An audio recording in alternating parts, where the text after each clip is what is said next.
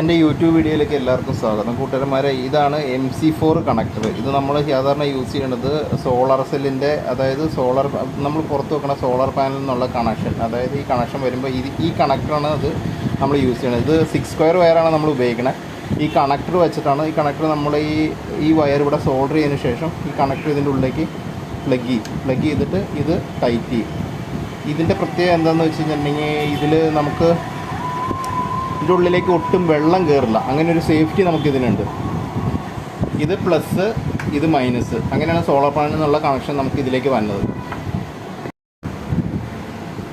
Solar സെല്ലിൽ നിന്ന് തന്നെ വയർ ഇതാണ്. ഇതിൽ നിന്ന് ഈ ബ്ലാക്ക് വയർ നെഗറ്റീവും റെഡ് വയർ പോസിറ്റീവാണ്. നമുക്ക് മൾട്ടിമീറ്ററിൽ ഇതിൽ വോൾട്ടേജ് ചെക്ക് ചെയ്യാൻ പറ്റും. ഒരു 200 വോൾട്ടേജ് DC ഇട്ടതിന് ശേഷം നമ്മുടെ മൾട്ടിമീറ്ററിൻ്റെ പ്രോബ് ഇതിലേക്ക് പ്ലസും മൈനസും കണക്ട്